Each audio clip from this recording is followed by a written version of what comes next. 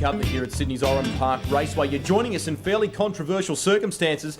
This is the third race of the day for the final round of the O'Brien Aluminium Sports Sedan Series. A day-night race. We've just had a big pram. We've lost Peter O'Brien. Ian Luff, half the field is missing. Very unfortunate. Racing in the dark, I suppose, a little bit of inexperience. These big horsepower cars, very difficult to drive, but in the dark, absolutely sensational. Nonetheless, the rest of the field will put on a top show for us. Absolutely no doubt about that. The field come down into Argip Corner for the first time. Fairly dark here at the park. I tell you what, you can still see the redness from the brakes and the lockups going on there. I tell you what, a lot of them fighting their way through the field, and it looks as though Brian Callaghan Jr. has slotted himself into the lead. Well, racing in the dark, very difficult for the drivers. They've got bright lights in their mirrors, very hard to identify the vehicles. And I can tell you what, you've got to be so much on the case here, Rusty.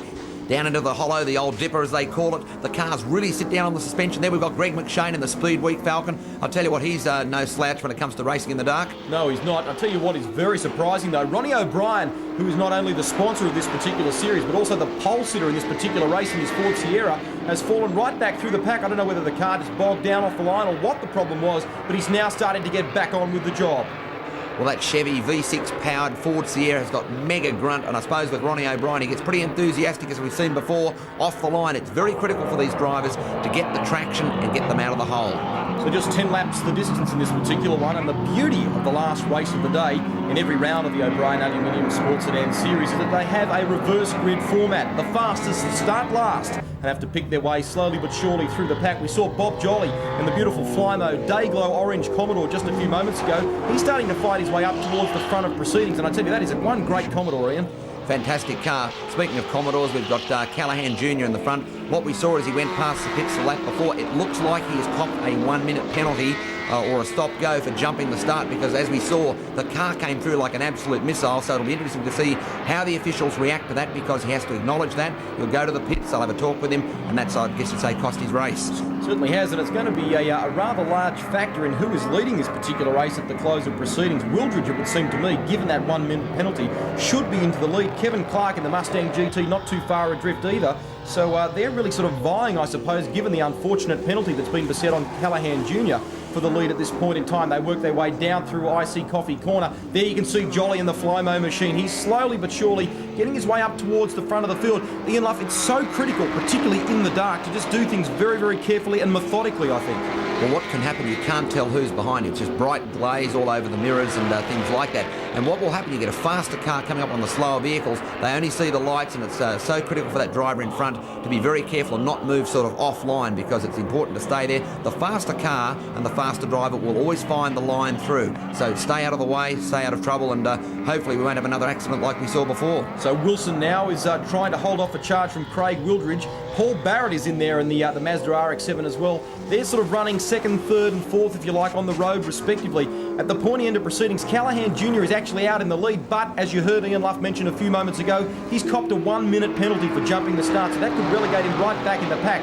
Now this is really playing into this guy's hands, the big XB Falcon, Greg McShane. He's right in the thick of things. Well, we can call him the flamboyant Greg, and he really enjoys the racing. That big car is absolutely a weapon. We've had a look at it on a number of occasions.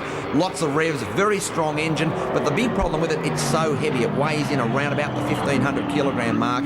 It's got all steel panels. Greg really likes it sort of to be on the lines of the old, I suppose, touring cars of that era. It's got a massive wing on the back, and that makes a huge difference to getting the power down out of these corners, because as you know, Oran Park, it's so up and down. Look at this, he's having a look for the inside. You can actually see the glow of the brakes on Greg McShane's fine machine. Tony Wilson just doing a good job to hold him at bay. We go a little bit further back and find the 72 machine. This is Greg Smith making a welcome return to Sports Sedan Racing. His Commodore VR looks a treat.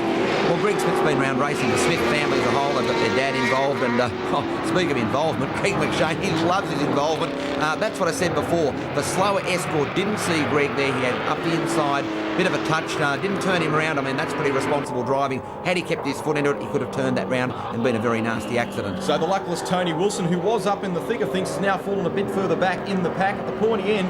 Is Callaghan Jr. Don't forget though, he's not really leading this one at this point. He's out in front, yes, but he's got a 1 minute penalty, which is going to put him a little bit further back in the standings, if you like. I think towards the end of this particular one. McShane starting to fight his way up towards the pointy end. Wildridge effectively should be the leader. We go back to second, and it's McShane. What a blinding run from him. Well, absolutely blitzing them. As we said, a great drive by Greg. He knows his way around Oran Park. He's been an instructor with the school. He knows all the fine tricks about how you can shortcut Oran Park. This area here, look at that sparks coming out of the car. He's probably got the car set very low there on the right, or he could have some panel damage possibly with that altercation with that Ford Escort. Love the cars in the dark, absolutely no doubt about it. You get to see the brakes glowing, the flames from the exhaust, the lights on, and of course all the thundering action from the big V8s and the rotaries. The crowd just absolutely love it. Yeah, there's one guy out there called Billy Martin. He's a speedway guy, and he's made the big transition some time ago with an LJ Tirana. He's now moved up to the ex-Nielsen machine, which is a Mazda RX-7 with a big Chevy. Builds a very powerful Chev engine, and he's absolutely blitzing them at the moment. Bad luck that we lost Peter O'Brien. Of course, he's in the ex-Bob Tyndall machine. They had a big accident prior to the commencement of racing. The good news is, of course, that everybody is A-OK from that one. It was an unfortunate coming together, a racing incident, so the officials say, and it's meant that we've got a bit of a depleted field, you might say, in this particular race. No lack of action, though, whatsoever. There we can see McShane coming up onto the straight, and this guy, he's doing a great job.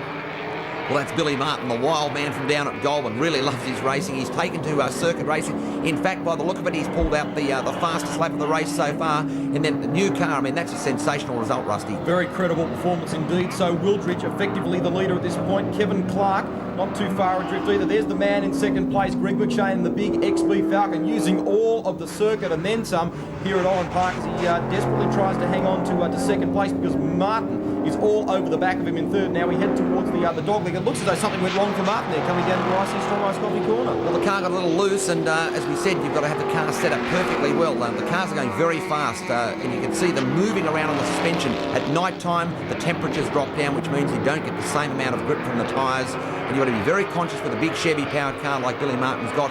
You don't stand on the gas, otherwise the tail will step out, and you've got all sorts of problems. Up onto the front straight, Greg Smith, I tell you, at the bottom end of the straight though, Martin has just managed to sneak up the inside of McShane. So whatever problem he had before has been fixed, but I tell you what, that is a big coming together. It looked as though Martin tried to get around the outside of a lap competitor. I'm not quite sure if McShane saw or what happened, but 3 into 2 simply won't go, and that is the result of that one. Well, by the look of it, the McShane Speedway machine, the front wheel is parted company. Greg's having a bit of a look at the damage, a heck of a lot of damage to that car. That was a major one. By the look of it, as we said, the 3 cars came into the corner. We mentioned before about the headlights. It looked like the other driver mightn't have seen them, but I tell you what, that could have been a real major one, Greg. Good job by all drivers concerned to get away safely off the circuit. The checkered flag now on display, and whilst Callahan Jr. greets that, effectively he is not the victor. This man is, and he puts his hand out the window in jubilation. Craig Wildridge takes victory. Kevin Clark will get across the line in second place in the Mustang GT. Paul Barrett will get across for third in the RX-7, and Barry Morcom in the Ford Falcon will get across for fourth.